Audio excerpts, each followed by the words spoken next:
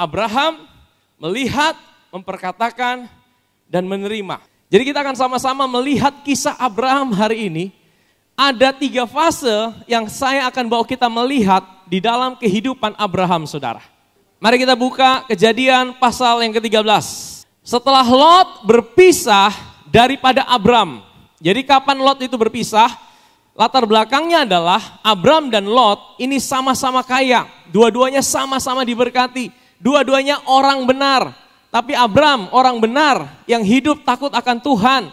Orang benar yang mau selalu datang sama Tuhan. Tapi Lot orang benar tapi hidupnya jauh dari Tuhan. Hidupnya digerakkan oleh dagingnya dia sendiri. Makanya ketika mereka sudah sama-sama kaya, sama-sama diberkati, mereka punya kambing domba begitu banyaknya, terjadi perselisihan seperti ada persaingan bisnis antara pegawai-pegawainya, terjadi pertengkaran. Maka Abram bilang sama Lot, begini Lot, sonde baik kalau ketong bertengkar gara-gara hanya soal bisnis. Begini, kalau lu pi kanan, beta pi kiri. Kalau lu pi kiri, beta pi kanan. Ya kan? Nah, singkat cerita Lot karena dia digerakkan oleh kedagingannya. Dia digerakkan oleh mata jasmaninya. Dia lihat tempat basah. Tempat yang bisa menghasilkan cuan buat dia. Dia lihat lembah Yordan. Itu yang subur. Lembah Yordan itu yang dipenuhi air. Tapi dia tidak tahu komunitas yang ada di lembah Yordan itu adalah orang-orang yang tidak takut akan Tuhan. Orang-orang yang hidup di dalam dosa. Akhirnya apa? Dia pindah ke situ, saudara. Nah, Abram, setelah Abram pisah dari Lot, berfirmanlah Yahweh atau Tuhan kepada Abram, pandanglah sekelilingmu dan lihatlah dari tempat engkau berdiri itu ke timur, ke barat, utara, dan selatan. Jadi sebenarnya gambaran tentang salib, saudara. Sebab seluruh negeri yang kau lihat, katakan kau lihat, seluruh negeri yang kau lihat itu akan kuberikan kepadamu. Dan kepada keturunanmu untuk, saya mau tanya sama saudara, kalau dari kalimat ini mana lebih dulu? Diberikan dulu baru dilihat atau dilihat dulu baru diberikan? Jadi Tuhan suruh Abram apa? Lihat. Dan kalau dia bisa melihat, maka dia bisa menerima. Ya kan? Nah, saya mau tanya sama saudara, kira-kira Abraham waktu itu dia lihat tidak tanah itu? Waktu disuruh lihat utara selatan, kira-kira dia lihat dengan mata jasmani atau dengan mata rohani? Jadi saudara, Abraham itu dia tidak lihat dengan mata jasmaninya dia. Karena mata jasmaninya dia, menurut saudara, bisa tidak dia lihat seluruh Israel dengan mata jasmaninya? Tidak bisa, saudara. Saya percaya Abraham juga manusia biasa, matanya juga sangat terbatas. Tidak mungkin dia bisa lihat Israel sampai ujung, utara, selatan, timur, barat. Tidak mungkin, matanya terbatas, saudara. Tetapi yang Tuhan maksudkan adalah, Bram, kamu harus lihat dengan mata rohanimu. Inilah dianoia, dengan imajinasimu. Maka engkau akan menerimanya. Dan aku akan menjadikan apa? Keturunanmu seperti debu tanah banyaknya, sehingga jika seandainya ada yang dapat menghitung debu tanah, Tuhan kasih gambaran tentang debu tanah. Keturunan Abraham itu akan seperti debu tanah. Keturunanmu akan dapat dihitung juga. Ayat 17. Bersiaplah, jalanilah negeri itu menurut panjang dan lebarnya, sebab kepadamulah akan kuberikan negeri itu. Jadi Abraham disuruh apa? Bersiap untuk menjalani. Menurut saudara kira-kira Abraham sungguh-sungguh jalan keliling seluruh Israel? Kalau hari ini mungkin bisa. Karena kita mungkin ada mobil, kita bisa keliling seluruh Israel. Tapi zaman dulu kan tidak ada kendaraan. Bagaimana dari utara sampai selatan mereka keliling tanah yang dijanjikan Tuhan buat Abraham. Itu luas sekali, saudara. Makanya sampai hari ini kenapa Israel bertempur. Karena mereka tahu mereka punya hak atas tanah yang dijanjikan Tuhan buat Abraham. Dan ini tertulis dalam Alkitab. Kita tidak sedang bicara politik. Tapi kita sedang bicara apa yang tertulis ribuan tahun yang lalu di Alkitab. Dan itu akan digenapi, saudara. Menurut saudara, jalani dulu baru diberikan atau diberikan dulu baru dijalani? Firman-Nya bilang apa? Jalanilah negeri itu menurut panjang dan lebarnya, sebab pada mula akan jalani dulu baru diberikan atau diberikan baru dijalani. Tuhan bilang kamu jalani dulu, maka akan kuberikan. Tapi Abraham jalani tidak? Ayat 18 kita lihat ya. Sesudah itu Abraham memindahkan kemahnya dan menetap di dekat pohon-pohon tarbantin di Mamre, dekat Hebron. Lalu didirikannya lah mesbah di situ bagi Tuhan. Perhatikan kata menetap. Kalau menetap itu berarti dia menjalani tidak? Tidak. Dia tidak menjalani. Dia cuma menetap di situ. Loh, berarti dia tidak taat Tuhan dong. Tuhan suruh jalani kok dia tidak jalani. Nah, saudara harus mengerti ini. Tuhan suruh jalani bukan berarti dia jalani secara fisik. Saudara tahu hari ini ada teknologi namanya virtual, 3 dimensinya. Saudara bisa putar seolah-olah saudara ada di sana, saudara menjalani itu. Dari sudut ke sudut kota itu. Jadi nanti saudara tidak perlu harus susah-susah pergi ke satu tempat dengan naik pesawat atau apa. Saudara tinggal pakai itu kacamata virtual.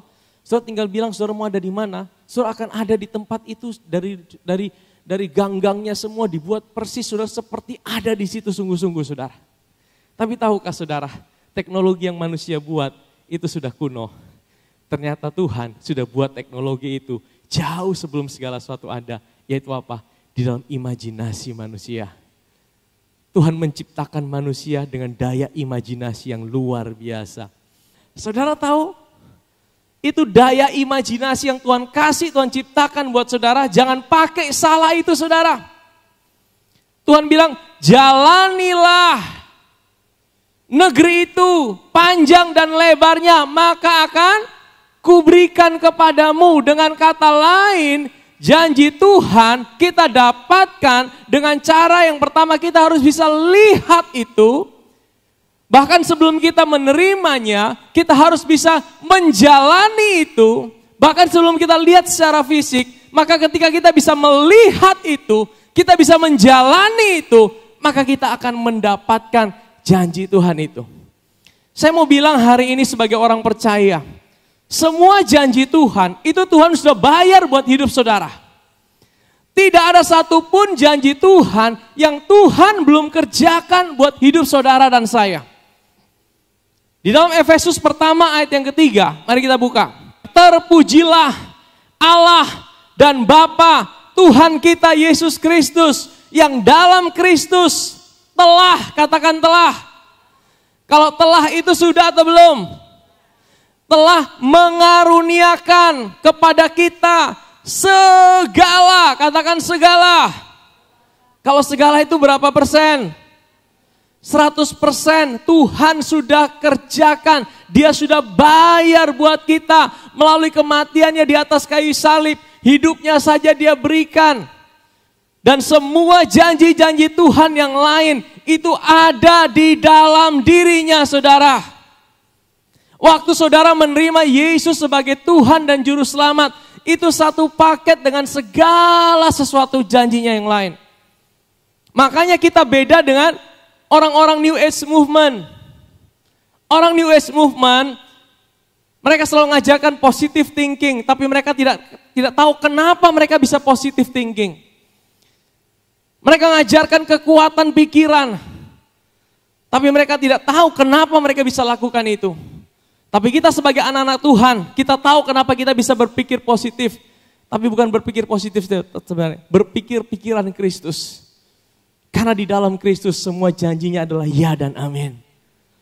Bagaimana caranya kita bisa mendapatkan janji Tuhan itu? Kita bukan sekedar klaim-klaim sembarangan, saudara. Kita tahu semua janji kita ada di dalam Kristus. Yang pertama kita harus kenal siapa Kristus itu. Kita harus tahu apa yang dia kerjakan buat kita. Kita harus tahu betapa dia mencintai hidup kita. Dia bayar kita dengan harga yang mahal. Dia tebus kita bukan dengan sesuatu. Kalau kita bisa menjalani hidup yang baik, kalau kita bisa mendapatkan janji Tuhan, karena 2000 tahun yang lalu ada seorang pribadi yang bayar buat kita. Amin saudara. Jadi saudara, yang pertama kita harus bisa melihat, katakan melihat. Melihat ini sekalipun engkau belum menerimanya. Ya. Engkau harus bisa melihat dulu. Engkau melihatnya di dalam alam roh saudara, di dalam dianoia saudara. Waktu engkau bisa melihat itu, maka engkau akan menerimanya. Amin saudara. Kejadian 15 ayat yang pertama. Kemudian datanglah firman Tuhan kepada Abram dalam satu penglihatan.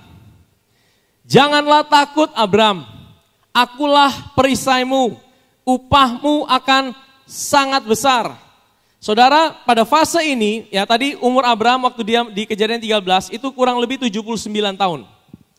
Umur Abram waktu dia menerima visi itu yang pertama, Kejadian 13, umurnya adalah 79 tahun. Nah di Kejadian 15, ini umur Abraham itu sekitar 84 tahun. Jadi ada 5 tahun saudara. Pada waktu dia berumur 84 tahun, visi Tuhan itu udah terjadi belum buat hidupnya? Belum.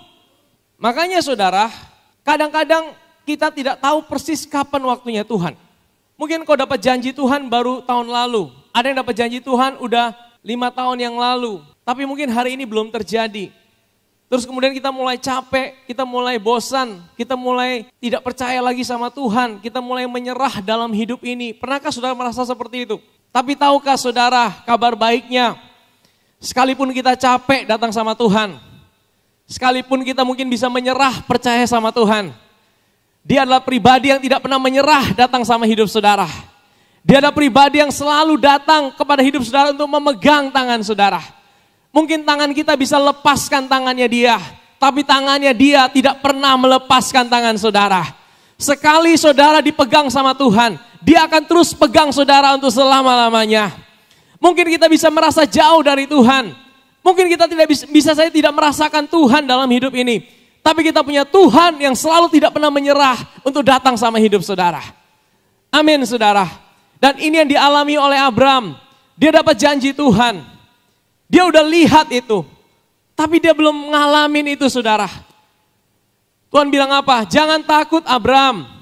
Akulah perisaimu. Upahmu akan sangat besar. Di dalam bahasa Inggrisnya dikatakan, bukan upahmu akan sangat besar. Tapi I am your exceedingly great reward. Tapi dia bilang ini, Bram, aku ini upahmu Bram. Upahmu itu bukan yang lain. Aku ini perisaimu Bram. Aku ini perlindunganmu Bram. Mungkin hari ini ada saudara yang sedang takut menjalani hidup ini. Hari ini ada saudara yang sedang takut menghadapi masa depan dalam hidupmu. Kita ada di masa-masa yang dunia sedang mengalami masa sulit saudara. Kita akan masuk di masa di mana dunia belum pernah alamin hal-hal yang seperti ini sebelumnya. Kita akan masuk dalam masa kegelapan. Saudara lihat di dunia sekarang, ini perang di mana-mana, resesi ekonomi di mana-mana. Kejadian-kejadian yang ada saudara. Dunia memang akan tambah gelap. Makanya Tuhan bilang, ini juga profetik buat anak-anak Tuhan di tempat ini. Yang menjadi upahmu bukan sesuatu. Yang menjadi upahmu bukan apa yang ada di dunia. Tapi Tuhan sendiri akan menjadi upahmu. Arti Tuhan mau bilang gini, sekalipun dunia ada resesi. Tapi kalau engkau tahu, engkau dalam tangan Tuhan. Engkau tetap ada dalam perlindungan Tuhan. Karena upahmu bukan sesuatu. Tapi upahmu adalah Tuhan. Amin saudara. Abram menjawab, ya Tuhan Allah. Apakah yang akan engkau berikan kepadaku? Karena aku akan meninggal dengan tidak punya anak. Dan yang akan mewarisi rumahku ialah Eliezer orang Damsyik itu. Jadi Abram itu dapat janji Tuhan tidak kalau dia akan punya anak? Dapat janji Tuhan tidak kalau dia akan punya anak? Dapat, bukan cuma anak, keturunannya akan seperti debu tanah. Tapi di pasal ini kira-kira dia percaya tidak janji Tuhan akan terjadi? Ini seperti Tuhan, Abram bilang di Tuhan, Tuhan itu omong kosong.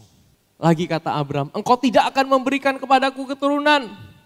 Sehingga seorang hambaku nanti yang menjadi ahli waris. Ini kira-kira bahasa yang percaya atau tidak percaya? Sebenarnya kita sering kali seperti itu.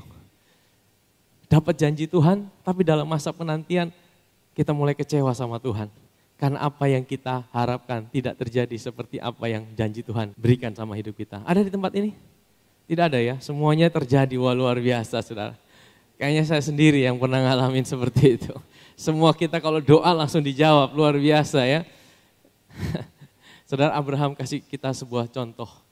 Dia ngalamin itu dan dia sempat mungkin kecewa juga sama Tuhan. Dia bilang, Tuhan, mana buktinya? Tapi gitulah Tuhan kita, saudara. Sekalipun dia dibegitukan sama Abraham, dia itu tidak langsung dihukum, diusir, ditinggalkan. Saudara tahu, sekalipun Abraham seperti itu, tidak pernah sekalipun Tuhan itu hukum Abraham, dia kasih tinggal Abraham.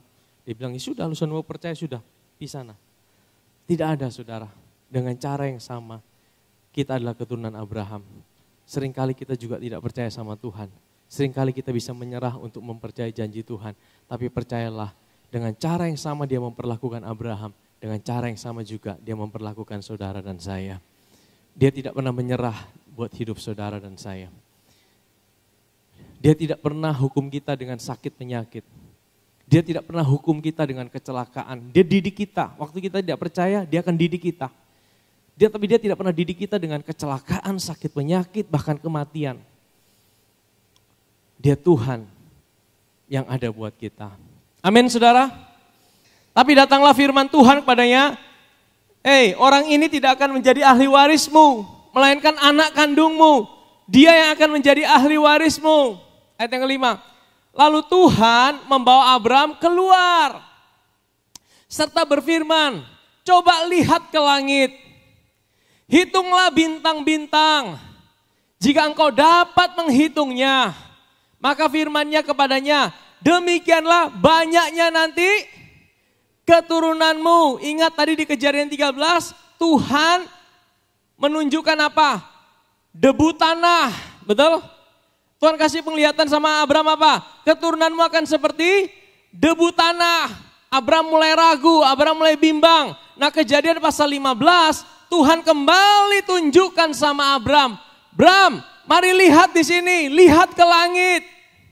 Hitung itu bintang-bintang. Yang pertama, Tuhan bawa untuk lihat debu tanah. Yang kedua, Tuhan bawa untuk lihat bintang-bintang. Apa maksudnya ini?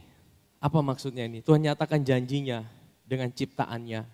Ada debu tanah, ada bintang-bintang. Biasanya debu tanah itu saudara bisa lihat waktu siang atau waktu malam.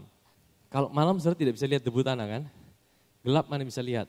Debu tanah hanya bisa dilihat waktu siang. Bintang-bintang biasanya dilihat kapan? Malam. Sekalipun kisah ini saudara tahu? Pastor Paul pernah sharing di tempat ini.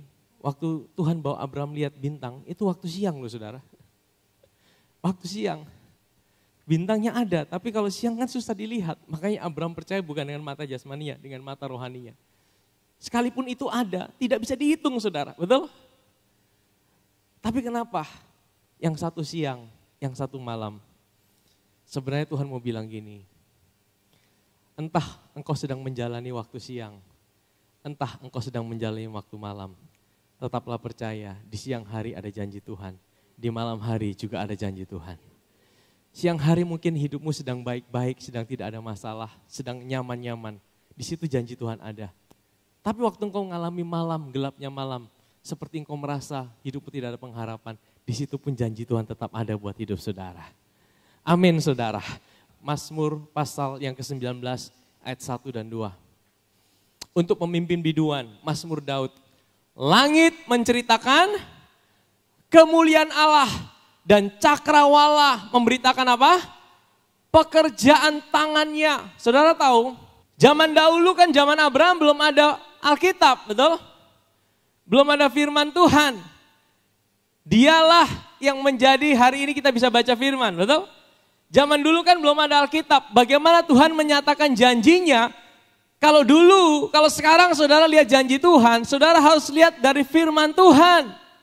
Janji Tuhan tidak bisa keluar dari firman Tuhan.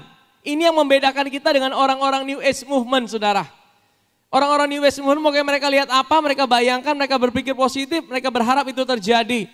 Tetapi kita sebagai anak-anak Tuhan, janji Tuhan itu harus di dalam Kristus dan apa yang Tuhan berikan buat kita di dalam firman-Nya. Waktu Abraham disuruh lihat di langit, kira-kira Tuhan sedang beritakan apa sama Abraham? Lalu Tuhan membawa Abraham keluar serta berfirman, coba lihat ke langit, hitunglah bintang-bintang, jika engkau dapat menghitungnya, maka firman-Nya kepadanya, demikianlah banyaknya nanti keturunanmu. Lalu apa? Percayalah Abraham kepada Tuhan, apa yang dia percayai? Janjinya, tapi lebih spesifik apa? Apa yang Tuhan cerita di langit itu? Bintang-bintang. Bintang-bintang itu tentang siapa? Maka Tuhan memperhitungkan hal itu kepadanya sebagai kebenaran. Saudara tahu, ayat ini sebenarnya bicara tentang Injil. Jadi tahukah saudara, waktu Tuhan bilang sama Abraham, Abraham lihat ini di langit ada bintang-bintang. Ya sebenarnya kita lihat tahu zodiak-zodiak. Sebenarnya itu menceritakan tentang Injil saudara. Nanti ada waktu kita akan sama-sama belajar itu saudara. Tapi di Galatia, Rasul Paulus berkata, dan Tuhan memberitakan Injil kepada Abraham. Dan Abraham percaya, oleh karena itu Tuhan memperhitungkan hal itu sebagai kebenaran. Kapan itu? Di sini kisahnya. Waktu Abraham dengar tentang Injil melalui bintang-bintang itu. Injil itu bicara bukan tentang sesuatu. Injil itu bicara tentang seseorang, namanya siapa? Yesus Kristus Tuhan. Waktu dia dengar tentang Injil. Jadi Abraham itu saudara, dia dengar tentang Yesus. Tapi dia belum alamin itu. Dia masih lihat apa yang ada di depan. Tuhan kasih tahu nanti keturunanmu akan ada yang menjadi berkat buat segala bangsa. Dia naik di atas kayu salib. Dia akan menjadi berkat.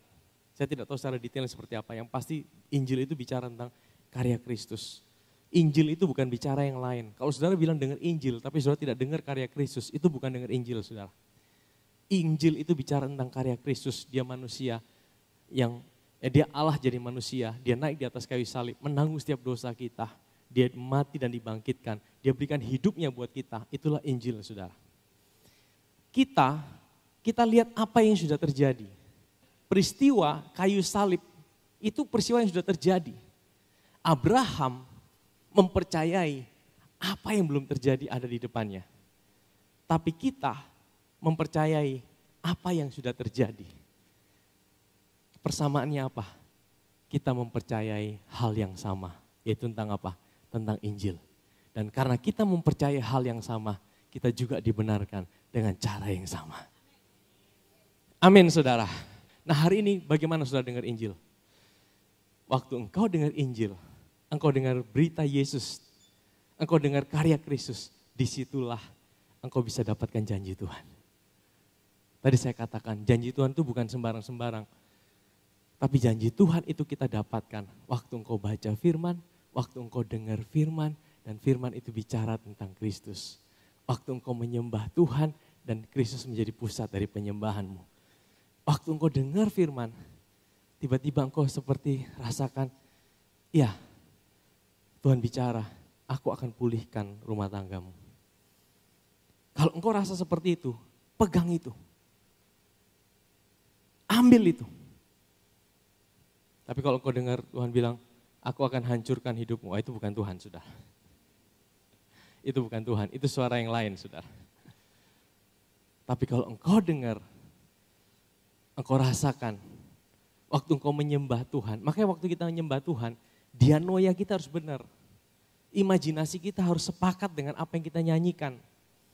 Karena apa? Seringkali waktu kita bilang, Tuhan baik, pikiran kita melayang-layang. Ada tidak di tempat ini? Tidak ada ya. Kita semua sepakat ya.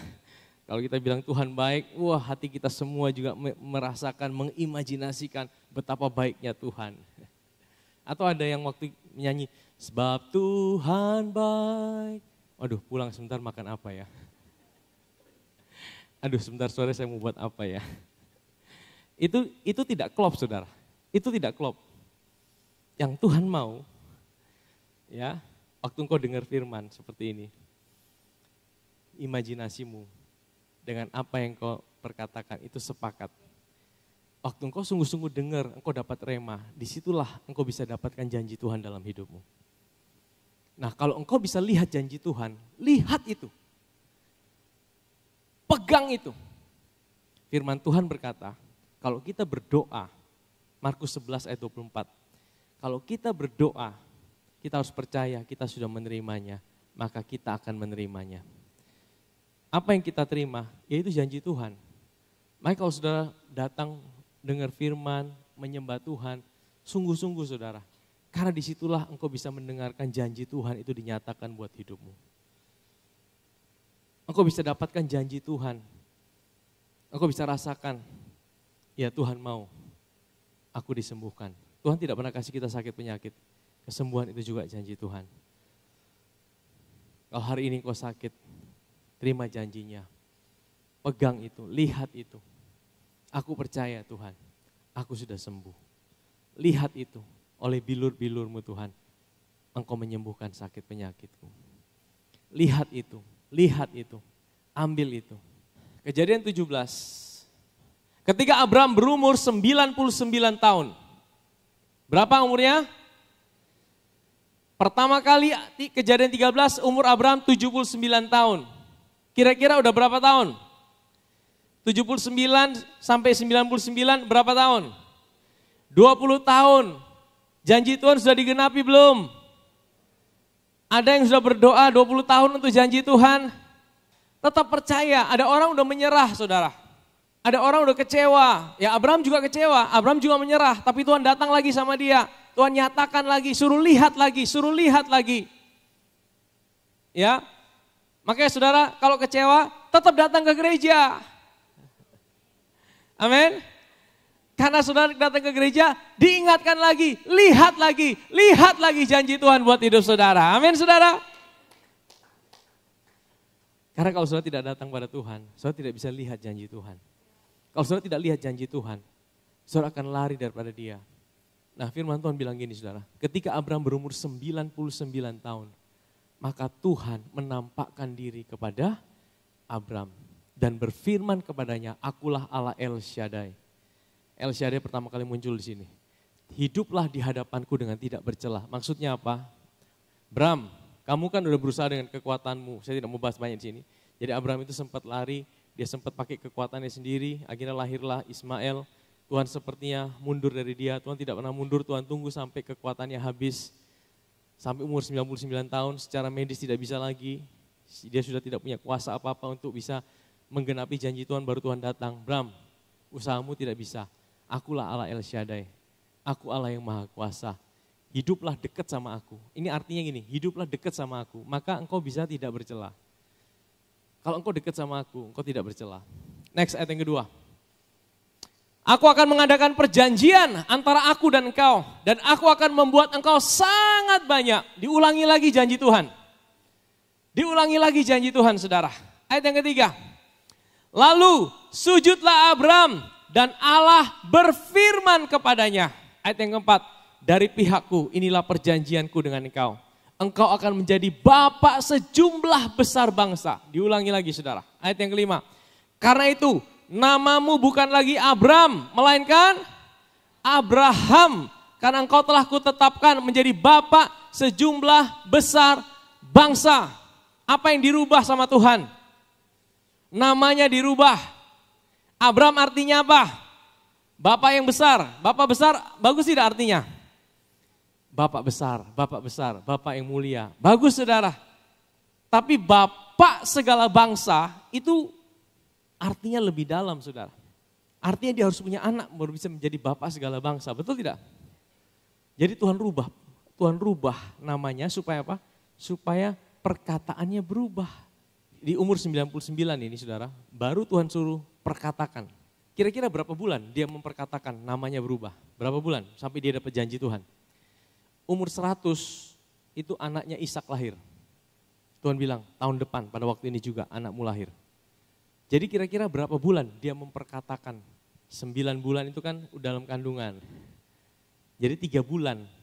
3 bulan saja semenjak perkataannya berubah, di situ janji Tuhan itu tergenapi.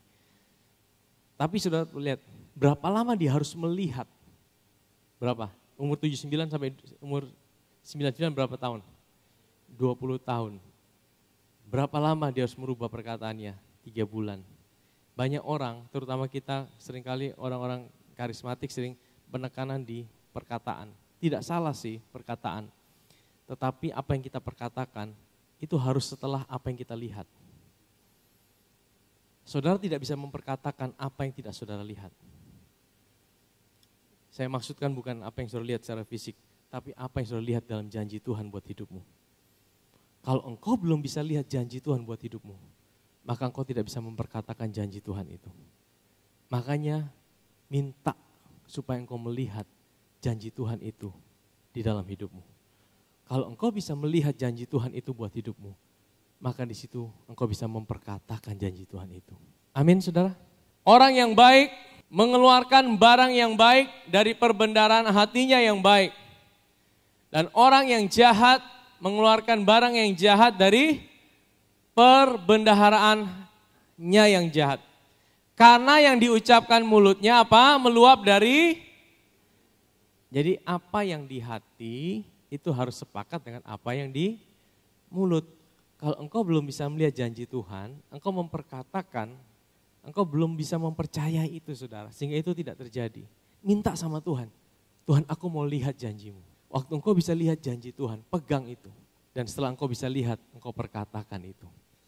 Ini fase di mana Abraham mulai dirubah perkataannya. Karena dia bisa melihat janji Tuhan itu, saudara. Waktu engkau bisa lihat janji Tuhan buat hidupmu. Waktu engkau bisa lihat janji Tuhan buat keluargamu, buat pekerjaanmu, buat masa depanmu. Dan saya percaya janji Tuhan bukanlah janji yang buruk, saudara. Dia tidak pernah merencanakan kecelakaan. Dia adalah Bapa yang baik. Amin, saudara. Waktu engkau dengar firman seperti ini, mungkin ada saudara yang dapatkan impresi dari Tuhan. Dan Tuhan berkata, aku mau pulihkan rumah tanggamu. Kalau engkau dapatkan itu, pegang itu. Itu janji Tuhan. Pegang itu, lihat itu. Kalau engkau sudah dapatkan itu, perkatakan itu, saudara. Amin, saudara. 2 Korintus pasal 4. Namun, karena kami memiliki roh iman yang sama. Seperti ada tertulis, aku percaya, sebab itu apa? Aku berkata-kata. Aku percaya itu apa? Aku percaya itu adalah aku melihat itu sudah ada buat hidupku. Amin. Aku percaya itu apa? Aku melihat bahwa Tuhan itu sudah kasih buat aku. Aku percaya itu apa? Sekalipun aku belum lihat secara mata jasmani. Abraham bilang, aku udah lihat secara mata rohani. Waktu dia bisa lihat secara mata rohaninya, disitulah dia bisa mengalami, dia menerima itu. Aku percaya, aku melihat dengan mata rohaniku. Sebab itu aku berkata-kata. Maka kami juga percaya. Dan sebab itu kami juga apa? Berkata-kata. Iman itu simple. Engkau percaya, maksudnya percaya apa? Sekalipun engkau belum melihat dengan mata jasmanimu, tapi engkau melihat dengan mata rohanimu. Apa yang kau lihat? Janji Tuhan. Janji Tuhan itu di dalam mana? Di dalam Kristus. Waktu engkau bisa lihat betapa Tuhan mencintai hidupmu. Betapa Tuhan itu baik dalam hidupmu. Disitulah pintu terbuka buat janjinya dinyatakan buat hidupmu. Makanya kita mesti punya hati yang selalu terbuka sama Tuhan. Ya, kita kalau dalam keadaan down seperti apapun, kita selalu datang sama Tuhan. Karena waktu kita datang sama Tuhan, itu kesempatan Tuhan bukakan janjinya buat hidup kita. Waktu kita tangkap itu, saudara, kita ambil itu, kita perkatakan itu. Dan waktu kita perkatakan, firman Tuhan berkata, aku percaya, aku melihat, aku perkatakan. Dan firman Tuhan berkata, waktu kita berdoa, yang terakhir Markus 11 ayat 24. Karena itu aku berkata kepadamu, kata Yesus, apa saja yang kamu minta dan doakan, percayalah bahwa kamu telah menerimanya, maka hal itu akan diberikan kepadamu. Apa saja itu apa? Janji Tuhan. Janji Tuhan di dalam Kristus. Dia sudah menyediakan segala sesuatu buat hidup kita. Amin, saudara. Sebab kita percaya bahwa ada janji Tuhan buat hidupmu. Ada janji Tuhan buat setiap area kehidupanmu. Tuhan itu bukan waktu engkau punya masalah baru dia sibuk di surga cari jawabannya. Tuhan itu dia sudah menyediakan semua jawaban untuk semua pergumulanmu. Bahkan sebelum engkau mengalami masalah itu. Bagian kita adalah ketika kita datang sama Tuhan, kita buka hati kita dapatkan janjinya. Lihat janjinya itu. Waktu engkau melihat itu sudah ada, engkau sedang percaya Dan waktu engkau percaya, engkau perkatakan. Dan engkau melihat, engkau menerimanya. Amin saudara.